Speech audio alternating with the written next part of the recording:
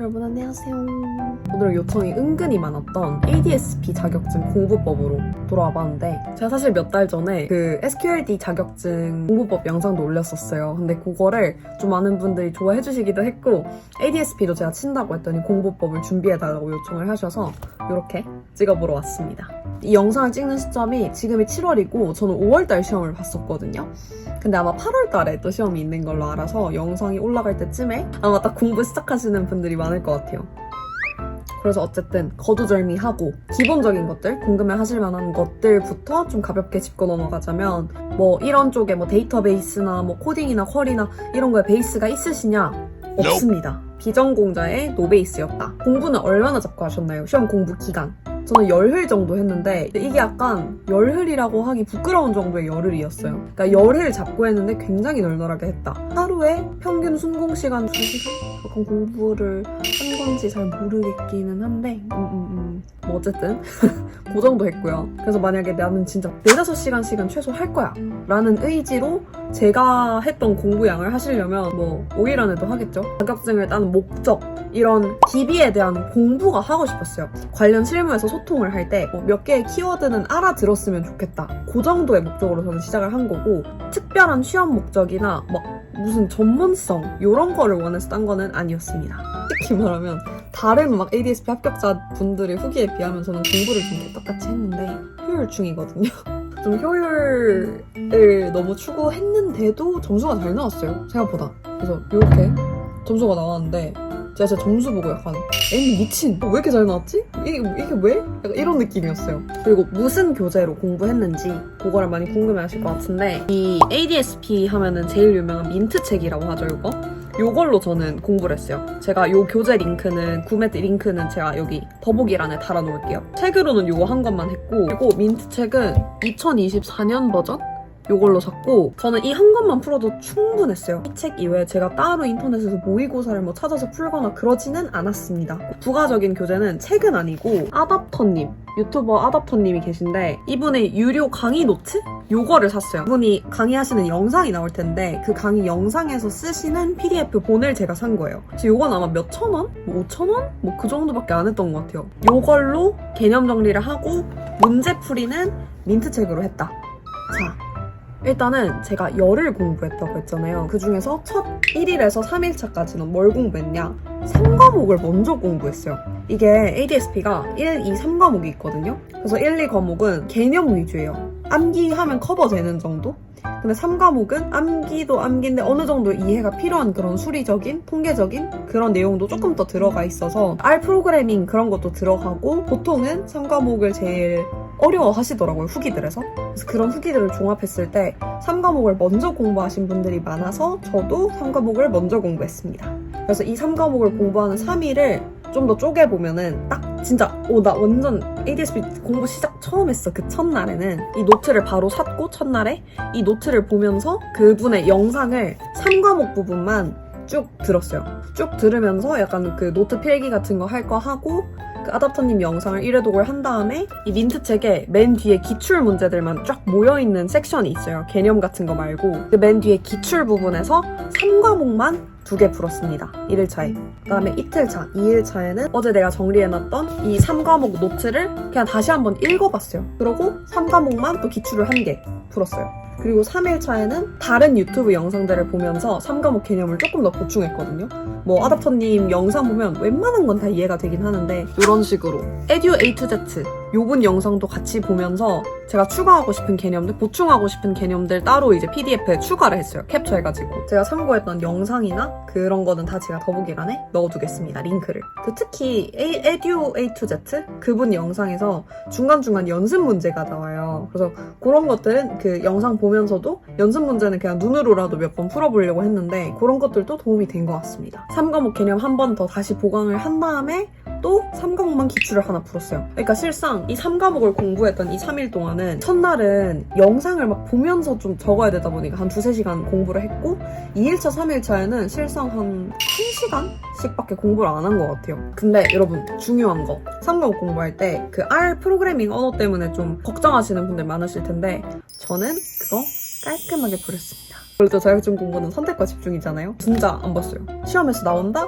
뭐 그냥 버려야지 뭐 이런 생각이었고, 어차피 출제 경향이 R 관련된 문제는 이제 거의 안 나온다고 들었어가지고 실제로 제가 시험을 쳤을 때도 R 문제를 못 본 것 같아요. 나왔더라도 그게 그렇게 기억에 날 만한 정도로 나오진 않았나 보네요. 3과목은 표가 이렇게 막 있고 이런 거 보이려나 이런 거? 그런 부분이 있을 텐데 표를 어떻게 해석하는지 방법만 알면 돼요. 이 각각의 개념이 뭐를 뜻하는지 100% 이해하지 못했어요, 저는. 그래서 그냥 이 자유도라는 개념은 이 위치에 이런 키워드로 적혀있구나, 이런 약자로 적혀있구나, 그런 식으로 표를 어떻게 해석할 수 있는지에 대한 그런 기초적인 방법들만 가지고 저는 접근을 했어요. 이런 표가 만약에 이해가 잘 안 돼, 그냥 표를 어떻게 해석하는지에 대한 방법이라도 잡고 가시면 한두 문제 정도는 더 맞추는데 도움이 될 수 있다. 그래서 그렇게 3과목을 끝냈다, 일단. 자, 그 다음에 4, 5일 차에 1, 2과목을 공부를 했습니다. 이틀 동안. 이틀이면 개념을 다 잡고 갈 정도는 되더라고요. 물론 이틀 공부한다고 막 뭐가 다 외워지고 그러지는 않죠. 4일 차에는 하루 날 잡고 그 아다토님 영상에서 제가 3과목만 봤었잖아요. 그래서 이제 1, 2과목 부분을 쭉 보면서 이제 노트에 정리하고, 그리고 1, 2과목 부분이 되게 짧아요. 아다토님 영상이 거의 다 3과목 내용이라서 1, 2과목 금방 후루룩 봐서 그 에듀 A to Z님 영상까지 1, 2과목을 같이 정리를 했습니다. 그래서 4일 차에는 실상 유튜브 강의들 보고 1, 2과목 개념 정리하고 단권화만 하루를 썼어요. 그때도 2시간이면 끝났던 것 같습니다. 그리고 5일 차에는 어제 그 내가 단권화 했던 내용 한번 쓱 훑어보고 1, 2과목, 이제 1, 2과목 부분만 기출을 2세트 풀었어요. 그 틀린 문제들은 좀 다시 보고, 막 오답 노트까지는 제가 안 했고요. 왜 틀렸지? 하면서 해설을 본 정도, 그 정도로만 봤었다. 그래서 중간 정리 한번 하면 1일차에서 3일차까지는 3과목, 4일차, 5일차는 1, 2과목을 공부를 했다. 그래서 실상 5일 동안 1과목에서 3과목까지를 쭉 한번 돌린 느낌이죠, 가볍게. 그래서 제가 6일차에서 8일차 동안은 개념 보충 기간으로 잡았어요. 1과목에서 3과목 전부 다. 6일차에서 8일차 동안은 이 중간중간 사이사이에 있는 이런 단원 테스트? 요런 거를 좀 위주로 풀어봤어요. 민트 책이 개념서 내용이 많거든요, 앞부분에. 요 앞에 개념들을 그냥 쭉 이렇게 훑어보고, 뭐 헷갈리는 내용 있으면 그냥 좀 더 주요 깊게 읽었다. 근데 그 3일 중에서도 6일차, 7일차 이틀은 3과목 위주로 했어요, 3과목. 그래서 8일차 때 하루는 1, 2과목 위주로 이제 조졌다. 그런 식으로 6일차에서 8일차는 좀 복습하면서 문제를 더 풀어본다는 느낌으로 진행을 했습니다. 이제 9일차, 10일차 마지막 그냥 이 뒤에 있는 기출 문제들 풀어봤어요. 한 2세트, 3세트? 그러니까 아예 풀로 1과목에서 3과목까지 쭉. 여기 뒤에 있는 기출은 다 풀었었고, 이 중에서도 단답형 문제들이 있는데 그거는 안 풀었어요. 어차피 제가 치는 회차부터는 단답형이 없어진다고 해서 단답형 그냥 버렸습니다. 어쨌든 제가 개정판을 본 거거든요. 이제 그 단답형 없어진 버전으로. 그래서 그런지는 모르겠지만 저는 생각보다 쉬웠어요, 전반적으로. 일단 제가 SQLD를 이미 치고 이걸 친 건데 사람들이 다 SQLD보다 이게 어렵다는 거예요, ADSP를. 다들 SQL은 뭐 2주면 공부하는데 요거는 한 달 잡고 공부한다 이래가지고 너무 겁을 먹었었거든요. 저는 SQLD보다는 개인적으로 쉬웠고 제대로 안 했는데도 괜찮았으니까 그렇게 난이도에 큰 겁을 먹으실 필요가 없다, 노베이스셔도. 이게 제가 보기에 쉬웠던 이유가 1, 2과목은 웬만하면 암기 위주고 당연한 이야기를 하는 게 좀 있거든요. 그러니까 좀 직관적으로 이해되는 내용들. 빅데이터가 만들어내는 변화에 뭐가 있느냐. AI가 생기니까 우리가 다룰 수 있는 데이터의 양이 더 늘잖아요. 그래서 예전에는 퀄리티를 중시했다면 이제는 양을 중시한다. 뭐 이런 거 애써서 이해하려고 하지 않아도 그냥 한번 이렇게 생각해보면 되게 직관적인 내용들, 그런 것들이 좀 있었어요, 1, 2과목에. 또 개인적으로는 뭐 스타트업을 다녔든 IT 기업을 다녔든 뭐 그런 쪽에 있었으면 조금 그냥 더 당연히 자주 들리는 용어들이 있는 것 같아요. 예를 들어서 뭐 데이터 사이언티스트의 필요 역량, 하드 스킬, 소프트 스킬. 하드 스킬은 뭐 그냥 진짜 이론적인 지식이고, 소프트 스킬 뭐 커뮤니케이션 이런 거잖아요. 회사에서 자주 쓰는 말이잖아요. 그러니까 그런 것들도 일부 있어요. 그래서 저는 좀 그런 IT적인 백그라운드가 있어서 이해가 조금 더 쉬웠을 수도 있겠다라는 생각이 들고요. 아무튼 전반적인 후기는 그렇습니다.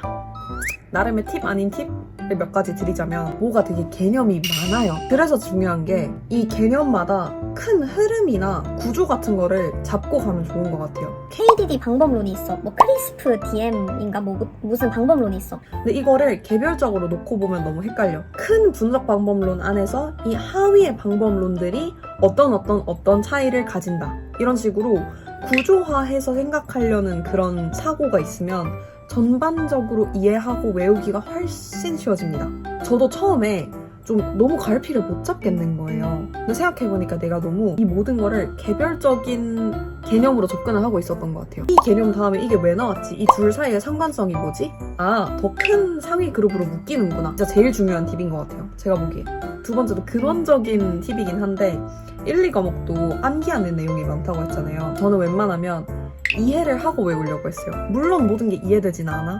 근데 이해하고 외운다는 게 무슨 말이냐면 뭐 데이터베이스의 특징은 뭐 공용, 통합, 뭐 저장, 변화, 뭐 이렇게 공통, 저변 이렇게 무조건 외우려고만 하면 한계가 있어요. 암기 과목은. 한번 생각을 해보는 거지. 아, 데이터베이스라는 게 어쨌든 여러 가지 데이터들이 저장되는 공간이잖아요. 데이터가 모여있으니까 사람들이 다 같이 쓰겠지. 그러니까 공용인 거고. 이렇게 데이터가 많은데 중복된 데이터가 많으면 낭비하는 그 공간이 많아질 텐데 중복된 데이터가 없도록 해야 될 거 아니에요. 그러니까 통합성이라는 개념이 나오는 거고. 이런 식으로 한 번만 짧게 생각하면 이해할 수 있는 내용들이거든요. 어차피 이해를 하면 어느 정도 자동으로 외워져요. 그런 맥락으로 이해를 먼저 하고 암기를 하는 걸 추천을 드린다. 1, 2과목은. 그게 두 번째 팁이었고, 세 번째는 제발 시험장에 아이패드 들고 가지 마시고 프린트를 해가세요. 전자기기는 더 빨리 걷어가거든요. 그 감독님께서.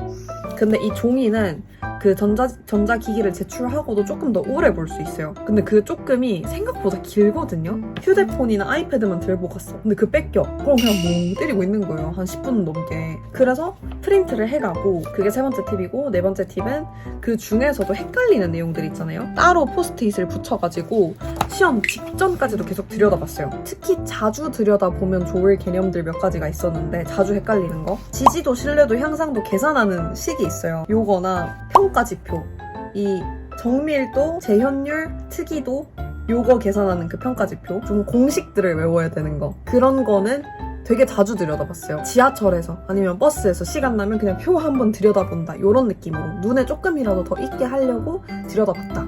요런 들도 있다는 걸 전달을 드리고 싶었습니다. 그 다음에 자기가 시험 치는 장소 있잖아요. 시험장. 전날에 블로그 후기 한두 개 정도는 찾아보고 가세요.